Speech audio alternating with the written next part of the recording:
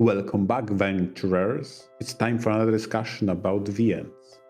I am MR, and together with Tauros we shall discuss the importance of sprites in VN. Sprites. One of the most basic building blocks of a visual novel. The day finally arrived when we discussed sprites and their importance. So Tauros, do you have any particular sprite which impressed you and stuck in your mind? Yes.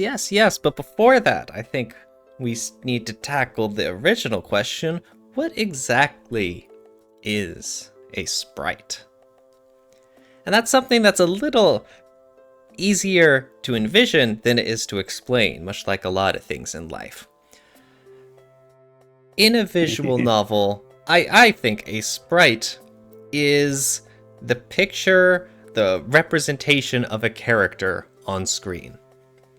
It's very easy to point it out in a very typical visual novel. It's right there on the screen, along with the narration box, the text, and the background. But once you start getting into the more fringe cases or the weirder examples, then it starts getting a little harder to define if something is a sprite or not. Because, again, typically a sprite will be of a character, and it will have a variety of facial expressions too.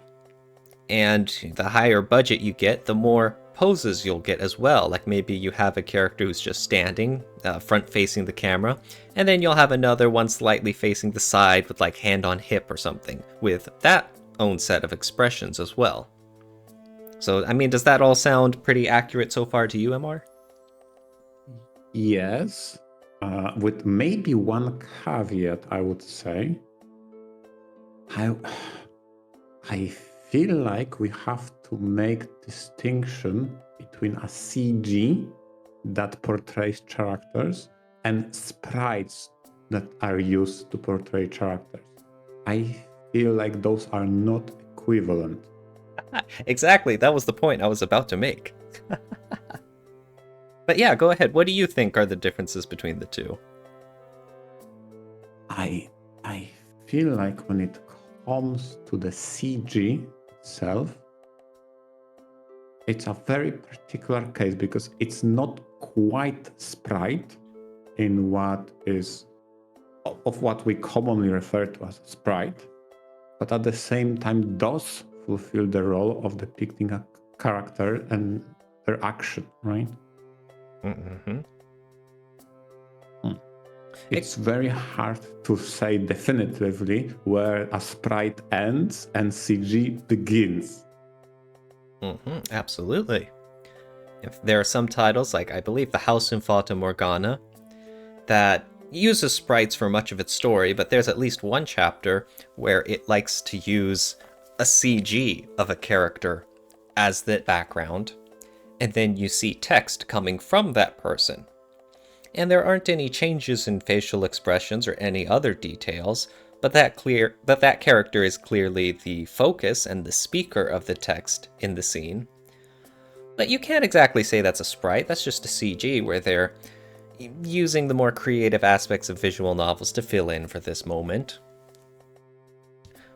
But what's more interesting is that you have a title like Witch on the Holy Night.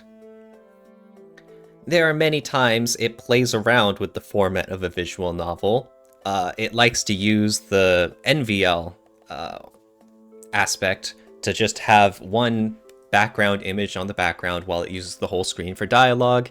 It likes to manipulate sprites and edit them according to the scene to add some reflections or other production values.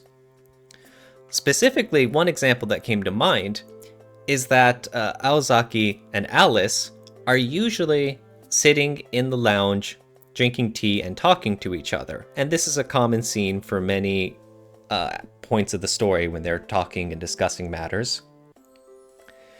It's technically a CG, but they also have facial expression changes, or they have different emotions or opening their mouth to speak in certain parts. And so I have to wonder, does that count as a sprite? It is a full image, a CG in the typical sense, But then you have that aspect of the script is moving along with this character speaking, and you even have facial changes. Literally, it doesn't seem like a sprite because, the typical example is you've got the text box and you have just one character, the upper body shot overlaid on top of the background. But in this case, there is no character sprite. There's no upper body shot on top of a background. It just is the background with no flexibility involved. But there is some flexibility. So, does that count or not? That's a good question, because I was going to suggest that maybe a sprite should be defined by its separation from background. But then if you create a variety of CGs that pretty much emulate the behavior of a varied sprites on top of a background, maybe the line is way more blurry than I give it credit. And at that point, I guess you could say that if you have a CG with some character, like with a neutral expression, and then you have, I guess, a CG with that character but smiling, are those two separate CGs? Can you really say it's just a facial expression change? Because it sounds to me like if you dig behind the scenes, they're just completely replacing it with a different background, right? That is true, yeah. Typical sprite, I would say, maybe let's go from that direction. The typical sprite would be a building block that is easily separated from a background at a glance and lives independently. So it moves around, it mutates for whatever reason to reflect emotions or reflect movement, fades in and out from the picture, from the background separately from it. Whereas CG, I think it's a singular image that cannot be separated from its own background. It's fully, completely drawn together. That would be the technical definition I'll pose. Although, now that we brought that up for a discussion, I wonder how much does it matter to the end reader ultimately. Yes, I mean, I see you're going with I suppose the traditional definition of a sprite in a visual novel, but at the end of the day, does it matter? It's a fun discussion, but as far as the visual novel structure is concerned, it's just a vehicle for showing a character speaking, right? True. And as much as we can explore this topic, ultimately, that's all it is, right? There can be lots of detail and there can be unique ways of handling it, but at the end of the day, the point of a sprite is to show a character and put the focus on them, especially during narration. Exactly. With all that said, you started off by asking me what my favorite sprites were, but I think I've talked enough, so you start. How about that, MR? Sorry about it, but what are your favorite sprites? I think to this day, the one that impressed me the most and stuck with me has to be Fate, one of the first VNs I've read, that dared to show, that was the first title, dared to show the character's backside. Like, wait, those characters they can turn around? That was such a mind-blowing thing to me. But it stuck with me because how special it was for that moment when you saw the back of Archer, and that moment was stuck with me like, damn it. It conveys so much emotion and all you did is just rotate a guy. Like, what the hell? How the hell did you manage to pull that off? I got to see the back of Archer's head. And, exactly. And MR is like, whoa. What? There's something beyond. Oh. But no, I agree. In fact, I think that's very effective for storytelling as well. The default, front-facing sprite is intended for the reader of the story to be living through the main character's eyes. And so the main character is going to see what they do, and other characters are going to be facing you when talking to you. But if you have a back sprite, it conveys the scene that the main character is looking at this from a distance, is someone who's not part of the action. Like in those cases when Archer has his back to you, it's because he's facing an enemy or he's fighting something in front of you. And I think without a back sprite, it'd be much more difficult to convey that sort of perspective and set the scene as well as Fate Stay Night does, right?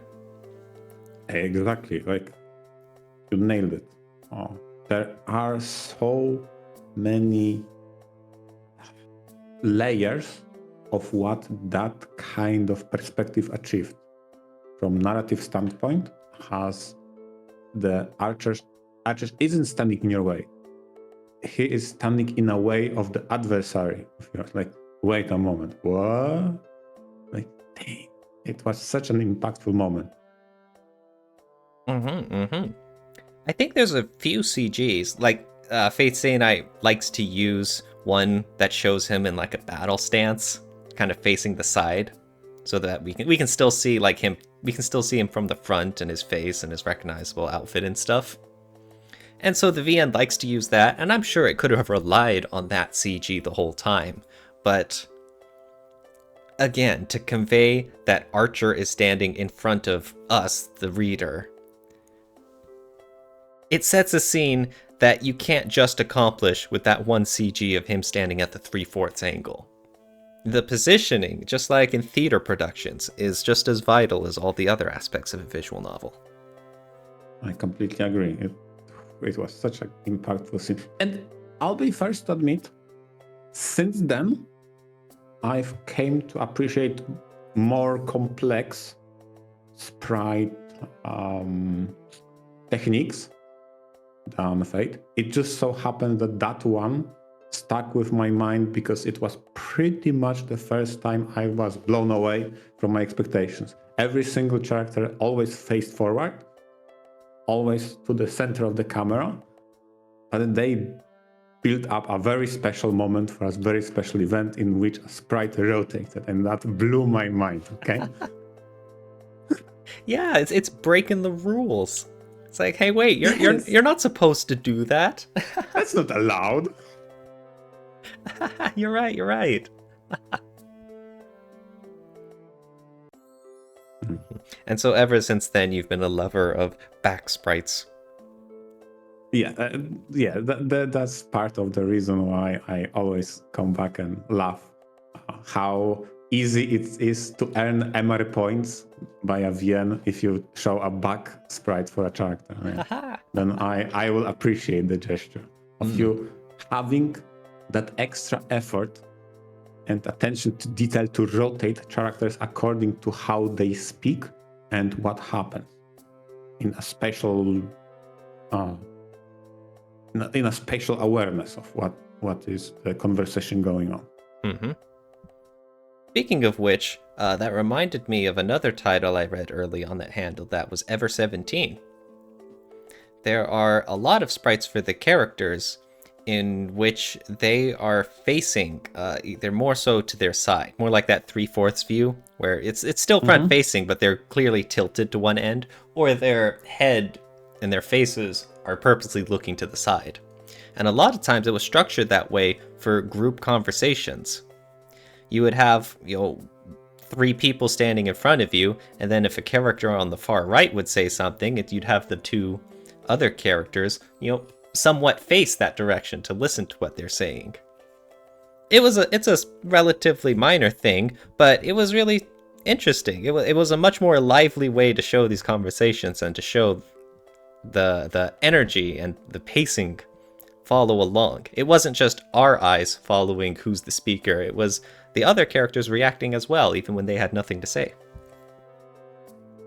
Yeah, I definitely can understand that, because I remember whenever a title had that kind of natural conversation in which characters rotate in real time as the conversation progresses, it always felt like, damn, this is so much more effective than blank stare at the center of the screen.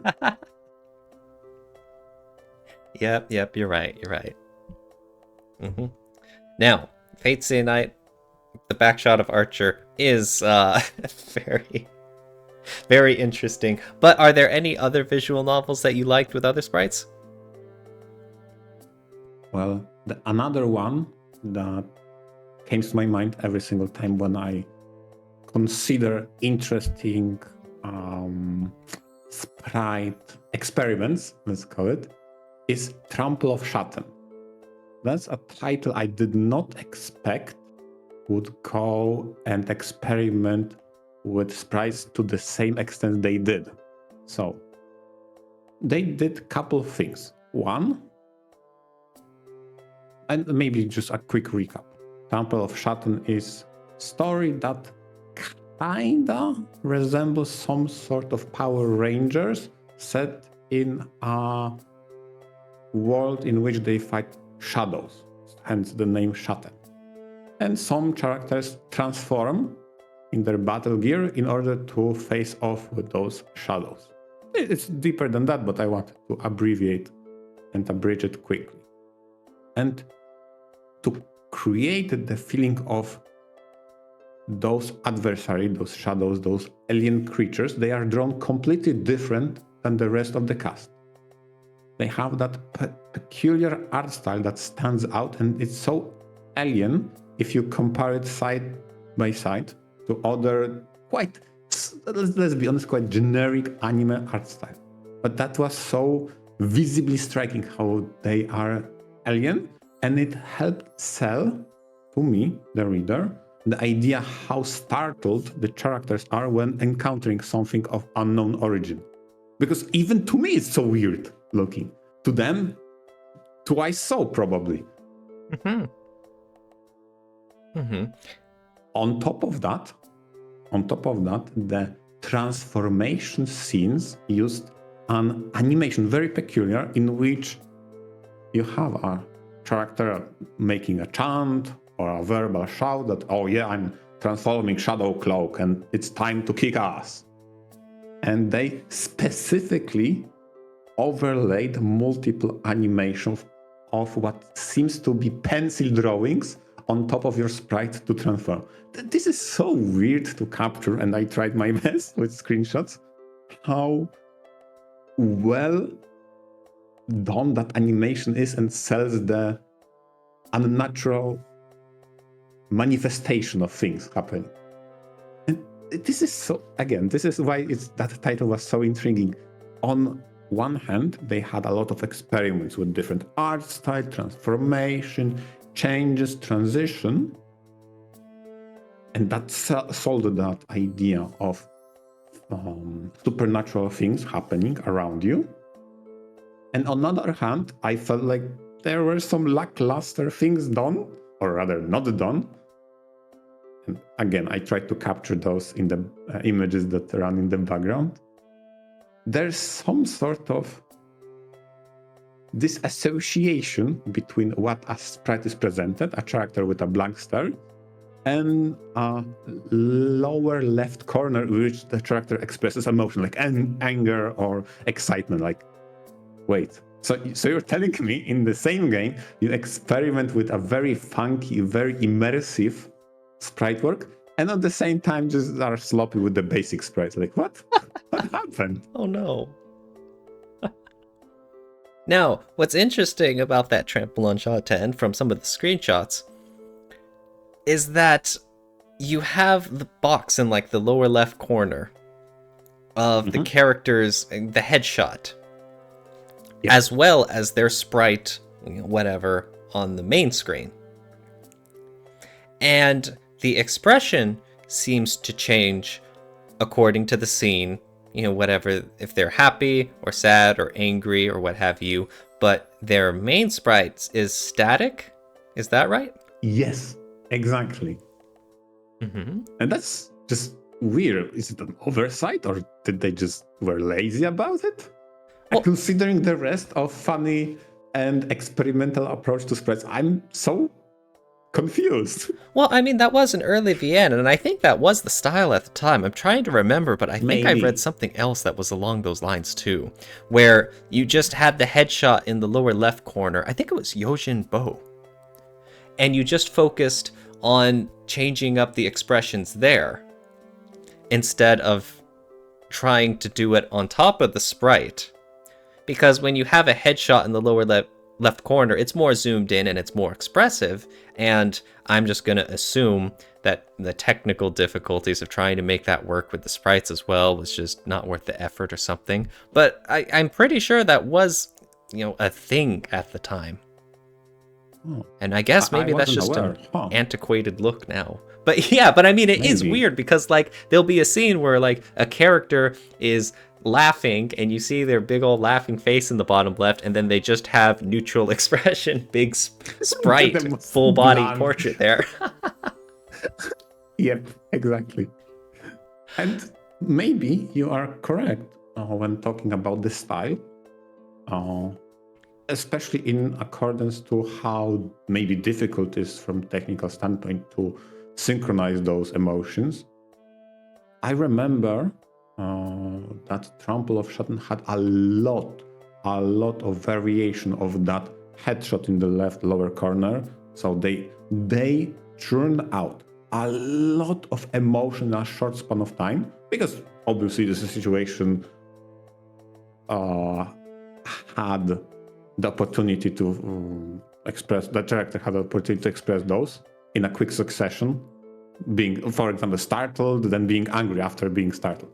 And it was pretty well reflected in those sprites on the bottom lower corner, but not on the default sprite, which was always static. And I was scratching my head like, huh? Wait, what? I guess it's something to just get used to. Yeah, it's just a funny example with Trample of Sutton, how static the character sprites were. And funny enough, in the same game, when I was speaking about those creatures, those shadows, they were mutating, so their sprites actually malformed. Again, it's very hard to capture in a screenshot how they pulsate, change shape, and mutate, but they kind of morphed all the time in a very odd and bizarre way. But character sprites were super static, like, huh? Ooh. So weird. Yeah, to make it alien. Nice. Yeah. All right, well, to finally say what some of my favorite sprites are. On the one hand, I gotta give it up to Ace Attorney. They add so much life to their courtroom scenes. Oh, all the expressions, all of the over-the-top reactions. Ace Attorney's comedy really relies on a lot of the absurdity of the moments, And to make that work, you need to have characters who get hit and react with all of the over-the-top expressiveness that this kind of comedy demands. And all of the sprites rise to the occasion. One of my favorites has got to be like when Phoenix Wright is shocked and he does that thing where like his entire sprite just jumps up a bit in the shock lines. Anyone who's played the game is like, I'm sure you can think of what that moment is, because it happens so often and it's so expressive and it fits so well for all of the jokes. But not just him, it's just the sprite work for all of the characters as well, even down to the witnesses, to all of the one chapter side characters who are vital to the case. All of them just have amazing sprites and reactions and expressions as well. A lot of them convey the whole courtroom antics so well. I think in the Phoenix Wright especially, there's a lot of opportunity when it comes to courtroom. A lot of characters trying to play, the best poker face and play it cool, play it calm, collected. But then the situation intensifies, the stress gets in, and there's that meltdown. And then they just had to sell that emotion, and they always deliver. Oh yeah, the breakdowns are some of the best parts. A whole lot of people spend an entire case looking forward to those super over-the-top just wails of desperation as the bad guy finally gets caught. Oh yeah. And I'm glad you mentioned the earlier parts too, where they're trying to play it cool with the poker faces. Even when the Ace Attorney characters are trying to be serious, they still show so much character in their animations and in their sprite work and in their character designs. It's honestly, it'd be too much to go over all the characters, but even every case from every game, they're just always bursting with personality. And I think the sprites are a huge reason for Ace Attorney being as good as it is. Mm-hmm. Yeah, I have to agree. Every single time I played those Ace Attorney games, the meltdowns were my favorite moments. It's like, it's such a cathartic experience of finally all the efforts of me trying to find clues and pin the blame finally on those people paid off. I want to see it. Mm-hmm. Oh yeah, especially. Definitely one of Ace Attorney's strengths. There's another visual novel I like that has amazing sprites. But instead of the Ace Attorney direction, it's more of an ironic way, and so I'm not going to apologize for this. I really like the sprites in Hatoful Boyfriend. Oh my god. I kind of have to admit, Hatoful Boyfriend doesn't really have sprites. It's just one PNG of a bird. That's the character, yeah. There are no facial changes. There are no different poses. It's quite literally just one PNG. There you go, buddy. That's the character. I mean, it is quite ballsy move to do so, right? Shatter your expectation. You think about anime boys. Nope, it's pigeon. It is a real life pigeon. Not even like drawn or stylized or anything. Just a real pigeon. Nope. Exactly. But no, seriously, but this isn't just the joke answer. I very much enjoy it because of the novelty, for one thing, of course. You're reading a visual novel and it plays into the whole human girl romance lines with the bird PNG. When you have an absurd story and premise, you gotta follow it through the whole way. And the sprite in this game know the assignment and they stick with it. On the other hand, the story does get emotional and serious at various points in the story. And even when you have that blank sprite of a pigeon, it still is able to convey the emotion. In fact, I think the fact that it's unchanging helps it in that case. Maybe it's similar to what people say about Hello Kitty, about the whole point about Hello Kitty doesn't have a mouth because the creator's like, that way you can always imprint whatever emotion you desire for Hello Kitty to be expressing. I don't know how true that is, or if that's just an urban legend sort of thing, but I feel that way with Hatoful Boyfriend. How when you see the sprite for a character, it fits no matter what. If it's a comedic scene, then the rest of the writing, music, and scenario can play into that, and you can feel that emotion coming from the character. And then if you have a sad scene with all of the visual novel dressings, you can feel that emotion coming from the character sprite. I don't think it's ideal. In a more typical visual novel, you would absolutely want to have different facial expressions and such. But in Hatoful Boyfriend's case, it's in that unique novel, I think it played out well.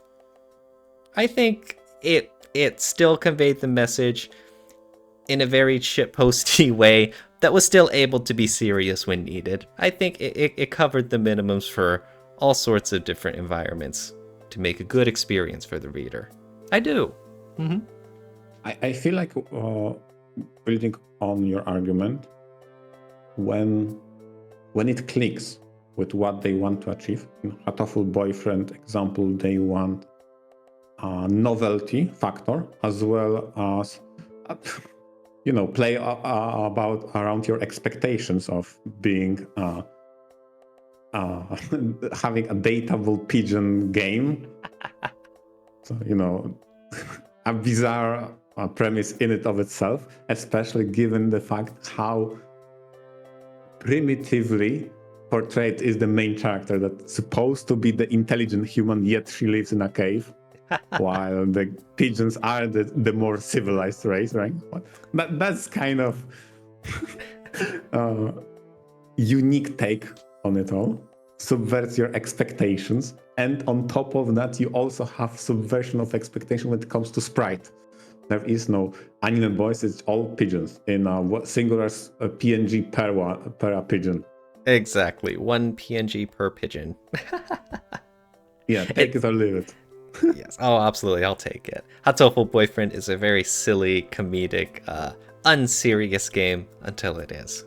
I like that about it. I like that about its sprites. Exactly. And in the same vein, I feel like there are titles that aim for a highly animated, both in terms of sold emotions as well as movement, titles such as Maitetsu and Nekopara. Those two used a lot of techniques of overlaying sprites on top of each other to emulate movement.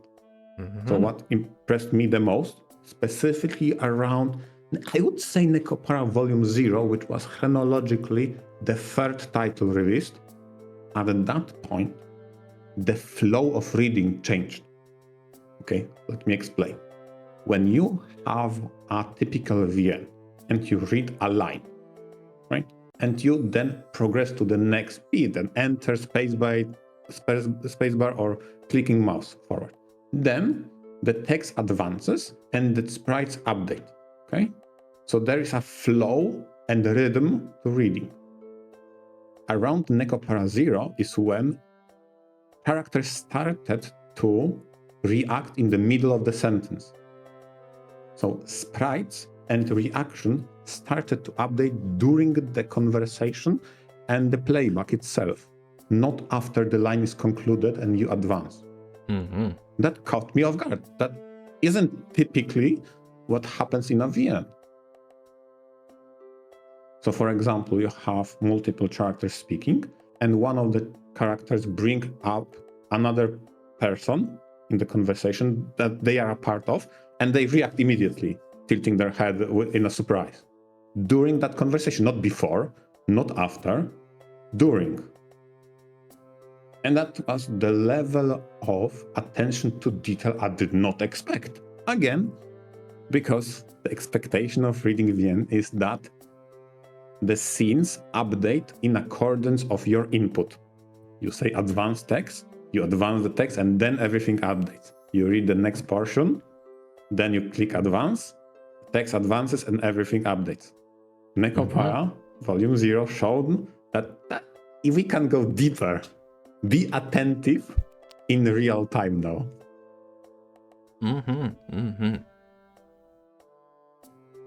There's a few other titles like that. Like, I think Danganronpa 2 does that in certain courtroom trials.